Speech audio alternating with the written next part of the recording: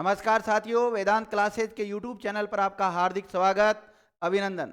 साथियों, मैं निकुंज तांबड़ी, selected sub inspector. आज हम जो चर्चा करेंगे वो हाई कोर्ट भर्ती आई हुई थी विद्यार्थी 2019 में, ग्रुप डी वाली भर्ती थी। और उसमें 2019 में ही फॉर्म वगैरह सब भरा लिए गए थे। और ये कहा गया था, उसमें जो नोटिफिकेशन आया था कि आपको जो भी परीक्षा ली जाएगी इसकी लिखित परीक्षा का एक नोटिफिकेशन जारी करके आपको सूचित कर दिया जाएगा। लेकिन वो एग्ज़ाम आज तक नहीं हुई है, उसको 5 वर्ष हो गए विद्यार्थियों। अब देखो उन युवा और युवतियों के साथ जो उस समय से तैयारी कर रहे हैं, 5 साल से कोई भी विद्यार्थी इसका इंतज़ार नहीं कर सकता। उसका या तो किसी न किसी दूसरी एग्ज़ाम में सिलेक्शन हो गया, और या फिर उसने पढ़ाई छोड़ दी और वो कोई काम धंधे पे लग गया। तो इस भर्ती को, ये जो कि हाई कोर्ट की भर्ती है, कोई किसी संस्थान की भर्ती नहीं है जैसे आरपीएससी या फिर आरएसएस भी इसको करवा रही हो, ऐसा कुछ नहीं है। हाईकोर्ट के द्वारा इसको निकाली गई है और हाईकोर्ट की ग्रुप डी की भर्ती थी, लेकिन अभी तक नहीं हुई है। कितने वर्ष हो गए? 5 वर्ष हो गए विद्यार्थियों, 5 साल पुरानी भर्ती है। अब इसके बारे में मैं आपको कुछ बताना चाहता हूँ कि हमारा भी ध्यान आकर्षित इस पर कब हुआ, जब हमारे कुछ स्टूडेंट थे जिन्होंने यूट्यूब पर कमेंट किया था। जैसे एक कमेंट आया था विद्यार्थियों, कितने दिन पहले आया था, 11 घंटे पहले एक कमेंट आया है। और कमेंट ये था, 11 घंटे पहले भी इसने कमेंट किया, Rajasthan high court group D exam कब होगी, ये पूछा है किसी विद्यार्थी ने मैसेज करके हमारे यूट्यूब पर। और एक मैसेज ये आया हुआ था, 5 दिन पहले भी मैसेज किया था, Rajasthan high court group D exam कब होगी, इस पे एक डिटेल से वीडियो बनाओ प्लीज। मैं 5 साल हो गए हैं फॉर्म अप्लाई किए हुए हैं, यानी कि 5 साल पहले विद्यार्थियों फॉर्म अप्लाई किया था, लेकिन ये एग्जाम अब तक नहीं हुआ है। तो जो विद्यार्थी वास्तव में एक्टिव है, जो उस समय से तैयारी कर रहे थे, तो क्या उनके साथ ये सही किया जा रहा है या गलत हो रहा है? भर्ती नहीं हुई तो क्या कारण रहा उसके पीछे? एग्जाम इतना लंबा समय हो गया विद्यार्थियों, कितना बहुत लंबा टाइम होता है, ये कोई कम टाइम नहीं होता है। 5 वर्ष बहुत बड़ी बात होती है विद्यार्थी। 5 वर्ष में तो एक बच्चा स्कूल जाने लग जाता है, छोटा बच्चा जब जन्म लेता है उसके बाद में। तो देखो कितना समय हो गया है, ध्यान रखना। अगर कोई इसी भर्ती की तैयारी करता रहता है और वो सोचता है कि भाई मैं शादी करूंगा इसके बाद मेरा सिलेक्शन हो जाएगा, तो वो तो मुझे लगता है अब तक कुंवारा ही बेटा होगा विद्यार्थियों। तो देखो मतलब विद्यार्थियों के साथ कितना गलत हो रहा है ये। और हम कोशिश करते हैं विद्यार्थियों का कोई सा भी मुद्दा हो, उस मुद्दे को उठाने की। अब देखते हैं ये भर्ती थी क्या। तो राजस्थान हाई कोर्ट जो ग्रुप डी है, इसकी जो भर्ती 2019 की, इस पे कितने पदों पर भर्ती आई थी ये? तो ये आई थी विद्यार्थियों 3678 पदों पर भर्ती थी। और इसका जो नोटिफिकेशन जारी किया गया था वो 6 नवंबर 2021 को जारी किया गया था। कब किया गया था? 6 नवंबर 2019 को जारी किया गया था। इसके फॉर्म ऑनलाइन भरवाए गए थे। 18 नवंबर 2019 को फॉर्म भरना चालू हो गया था और 17 दिसंबर 2019 इसकी लास्ट डेट थी। मुझे याद है विद्यार्थियों, उस समय जब हम ऑफलाइन क्लासों में पढ़ा रहे थे तो उस समय काफ़ी संख्या में विद्यार्थियों ने ये कोर्स लिया था और तैयारी कर रहे थे। लेकिन जब उनको लगा कि एग्ज़ाम ही नहीं हो रही, साल हो गया, 2 साल हो गया, 3 साल हो गया, तो वो विद्यार्थी छोड़ छोड़ के जाने लगे, पता नहीं कब एग्ज़ाम होगी। तो कम से कम इसका एग्ज़ाम का डेट भी घोषित नहीं किया गया। हालांकि 2023 में थोड़ी सी सुरसुराहट चली थी कि इसको जुलाई अगस्त के आसपास ये एग्ज़ाम करवा दिया जाएगा, ऐसा चला था। लेकिन अब उसके बाद में 2023 भी निकल गया, 2024 के भी 3-4 महीने निकल गए विद्यार्थियों, 3 महीने हो गए, मार्च भी निकलने वाला है ये मान के चलो, लेकिन अभी तक ऐसा कुछ नहीं है। और अब मुझे नहीं लगता है कि अप्रैल में करवा देंगे, क्योंकि अप्रैल में तो वैसे ही जो आचार संहिता वगैरह है ये लगी हुई है। अभी बहाना भी मिल जाएगा कि अभी बोर्ड के एग्जाम भी चल रहे हैं, सारे बहुत सारे बहाने हैं। तो देखते हैं आगे क्या होता है। इस को हम कैसे मतलब एग्जाम करवा सकते हैं, इसके लिए क्या तरीका अपनाना चाहिए, इस पर हम आगे चर्चा करेंगे, बड़ा डिटेल से आपको समझाएंगे। देखिए, ये जो फॉर्म भरा गया था, अब हालांकि ये तो आपको पता ही रहता है, जब भी कोई गजट नोटिफिकेशन आता है तो इसकी जो फीस थी फॉर्म भरने की वो 150 रुपये थी। और जिनको छूट दिए हुई जैसे SC ST वगैरह, EWS वगैरह, उनके लिए जो छूट है वो 100 रुपये उनका फॉर्म का शुल्क था।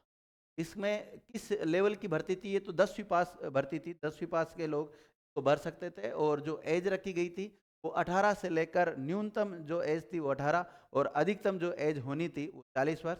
18 कब तक होनी थी विद्यार्थी? तो 1 जनवरी 2020 तक जिसकी आयु 18 वर्ष हो गई है वो इस फॉर्म को भर सकता था। अन्य कैटेगरीज को अधिकतम जो आयु थी उसमें 5 वर्ष की छूट दी गई थी, यानी कि 40 वर्ष तक तो भर ही सकता था, और साथ में इसमें 5 और जोड़ दो, यानी कि 45 साल तक भर सकता था।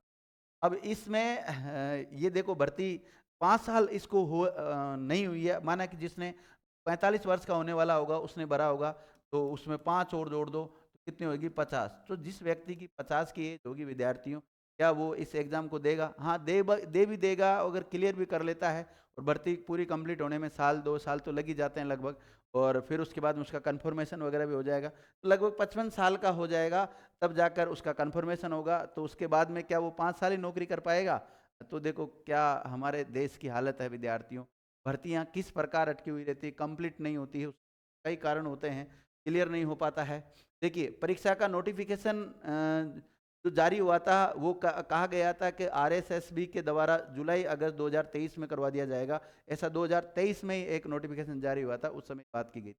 परीक्षा के चरण क्या थे विद्यार्थी? तो परीक्षा 2 चरणों में होनी थी।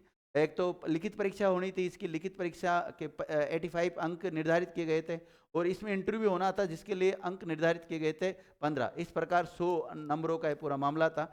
लास्ट में ये भी कहा गया था इसमें मेरिट के आधार पर इसमें सिलेक्शन होगा।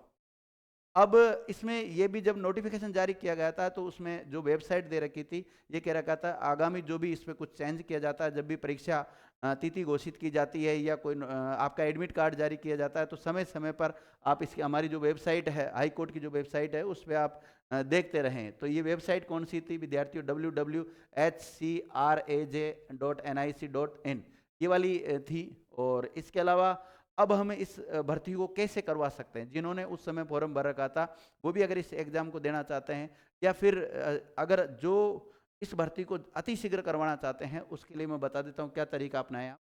सबसे पहले तो आज सबसे बड़ा जो साधन है सरकार तक अपनी बात को पहुंचाने को, अब ये सरकार का तो इसमें रोल ही नहीं है, हाई कोर्ट खुद स्वतंत्र होता है अपनी भर्ती लेने में। तो ये हाई कोर्ट तक हम कैसे मैसेज पहुंचाएं? तो हाई कोर्ट तक मैसेज पहुंचाने का एक तरीका है विद्यार्थियों, सोशल मीडिया के द्वारा हम इसको पहुंचा सकते हैं, जैसे ट्विटर ट्रेंड वगैरह चलाकर पहुंचा सकते हैं। या हेल्पलाइन नंबर दिया हुआ था उसी नोटिफिकेशन में। अब पुराना जो हेल्पलाइन नंबर दिया रखा था वो दे रखा था 0291, ये तो कोड नंबर लगाना था, और 2531 और 388 दे रखा था। दूसरा दिया रखा था 0291 और 254104 दिया हुआ था, पहले ये दिया हुआ था। और लेकिन ये अगर इस पे आप फ़ोन नंबर इन नंबरों पे लगा के देखोगे तो फ़ोन ही नहीं जाता, इनवैलिड बताता है विद्यार्थी। तो मतलब ये चेंज हो गया है। तो अब नए वाले पे आपको फ़ोन करना है, अगर इंक्वायरी लेनी है, हेल्प डेस्क जो हेल्पलाइन नंबर है वो नए वाले, अगर जयपुर ब्रांच की बात करें तो 141 तो इसके कोड नंबर है, और 2227 124 पे आपको कॉल करना है। और जोधपुर ब्रांच से कुछ जानकारी लेनी है तो 0291 इसका कोड नंबर है, और 288885 0004 इसके कोड नंबर है, मतलब फ़ोन नंबर है। इन पे आप संपर्क कर सकते हैं, तो इससे भर्ती से संबंधित जानकारी ले सकते हैं। तो गुरुजी आप भी जानकारी ले लेते हैं। तो मैंने भी विद्यार्थियों जानकारी लेने की कोशिश की थी, मैंने इन नंबरों पे फ़ोन किया, दोनों ब्रांच पे किया, जयपुर वाले पे किया, जोधपुर वाले पे किया। तो इन्होंने मेरे से क्या कहा वो मैं बता देता हूँ। इन्होंने कहा कि अभी तक हमारे पास ऐसी कोई इन्फॉर्मेशन नहीं है। एक मैम है उसने कॉल अटेंड किया था, और उन्होंने बताया था कि सर अभी तक हमें के बारे में कोई ऐसा अपडेट नहीं है हमारे पास, केवल एक कमेटी का गठन करना शेष वगैरह ऐसा कुछ गोल मोल मतलब मुझे जवाब दिया गया। ठीक है, तो कुल मिला के अगर ये कमेटी का भी गठन करते हैं इस भर्ती से रिलेटेड, तो उस कमेटी का गठन करो, और कमेटी फिर अपनी रिपोर्ट देगी, फिर उसके आधार पर इस भर्ती को करवाया जाएगा। तो काफ़ी समय लग सकता है। अगर इसमें कम समय में आप इसको करवाना चाहते हैं तो एक दिन फिक्स कर लो जिस पे हम ट्विटर ट्रेंड चला देंगे, और साथ ही में जो हमारा व्हाट्सएप ग्रुप वगैरह है, इससे टेलीग्राम ग्रुप है, आप उससे जुड़ जाइए। जब भी आपको कोई नई अपडेट आएगी उससे सूचित कर देंगे। सभी एक्टिव पर्सन की तरह सोशल मीडिया का यूज़ लेना, तो हम सरकार या जो हाई कोर्ट है उस तक हमारी बात को पहुंचा देंगे। ठीक है, और आप भी सभी कोशिश करना, बार बार इन नंबरों पे फ़ोन करना, जयपुर और जोधपुर ब्रांच पे, और पूछते रहना। तो कहीं न कहीं जो संस्था है उसके पास ये मैसेज आएगा कि भाई इस भर्ती को लेकर जो अभ्यर्थी है वो काफ़ी परेशान है, उनकी बात को सुनी जाए। तो विद्यार्थी जब तक, कहते हैं ना, माँ जब तक मतलब बच्चा जब तक रोता नहीं, जब तक माँ भी दूध नहीं पिलाती है। तो यहाँ पर भी इस भर्ती के संदर्भ मुझे ऐसा ही लग रहा है, जब तक हम हमारी बात नहीं रखेंगे, जब तक इस भर्ती को नहीं करवाया जाएगा, ऐसा लग रहा है साथियों। उम्मीद कर रहा हूँ आपको ये जानकारी पूरी पसंद आ गई होगी, और अगर पसंद आई है तो अधिक से अधिक लोगों के साथ शेयर करो। और रही बात जैसे इस भर्ती का सिलेबस क्या है, इसको कैसे पढ़ें, ये तो बाद में जब लग जाएगा कि परीक्षा आने वाली है तो उसमें हम तैयारी कर लेंगे। बाकी सामान्यतः इसमें इंग्लिश, हिंदी और जो राजस्थान जी के वाला पार्ट था उतना ही था, ज़्यादा नहीं था। और आगे अगर आप चाहते हैं इसके ऊपर हम अलग से एक और क्लास लेके आएँ सिलेबस के ऊपर चर्चा करने के संदर्भ में, वो भी लेके आ जाएंगे, क्योंकि सिलेबस तो पड़ा हुआ ही विद्यार्थी का। ठीक है, तो उम्मीद कर रहा हूँ साथियों आपको ये जानकारी बहुत अच्छी लगी।